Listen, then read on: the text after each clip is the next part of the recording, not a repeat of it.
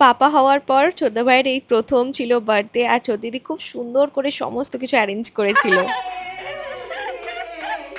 ছোটদা ভাই তো অফিসে গিয়েছিল, আর অফিস থেকে এই সন্ধেবেলা এলো বাড়িতে, আর বাড়ি এসে দেখে এত কিছু ছোটদি অ্যারেঞ্জমেন্ট করে রেখেছে। আর এখানে দেখো আমাদের বাড়ির সব থেকে ক্ষুদে সদস্যকে রেডি করা হচ্ছে, যার জন্যই এই বার্থডেটা আমার জামাইবাবুর কাছে এত বেশি স্পেশাল। আর আমি আর শাকদিন মিলে ওই 2-3টে বেলুন মতো ফুলিয়ে দিয়েছি এইখানটায়। আমাদের বাড়িতে না এরকম বড় একটা হল ঘর মতো আছে, যেখানে আমরা সবাই মিলে এখানে গল্প করছি। আমি কিন্তু অলরেডি আমার ইউটিউব চ্যানেলে সেদিনের গোটা ব্লগটা পোস্ট করেছি, ভীষণ মজা করেছি সবাই মিলে, তোমরা চাইলে গিয়ে দেখে আসতে পারো। আর ছোট দিদি আমার জামাইবাবুকে কি গিফট দিয়েছে সেটাও আমি ওই ব্লগেই শেয়ার করেছি।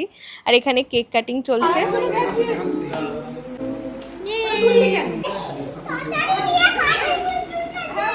আর এই যে আমাদের বাড়ির সব থেকে বিচ্ছুটা সবাইকে কেক মাখিয়ে ভূত করে দিয়েছে, নিজে কিন্তু কেক মাখতে একদমই চায় না, ও শুধু সবাইকে মাখাবে। আর সেই সময়টা পুচকু একটুখানি ঘুমিয়ে পড়েছিল। আর এই দেখো এত কিছু আমার দিদি অ্যারেঞ্জমেন্ট করেছে দাদার জন্য, মাটন, চিকেন, ডাব চিংড়ি, ইলিশ, চিংড়ির মালাইকারি, আরো অনেক রকম কিছু ও সমস্ত খাবার অ্যারেঞ্জমেন্ট করেছিল। আর দাদা হচ্ছে ভীষণ খুশি হলেও সেটা এক্সপ্রেস করতে পারে না, সমস্ত কিছুর দিক দিয়েই তো ভীষণ খুশি হয়েছিল, কিন্তু অত এক্সপ্রেস করতে পারেনি।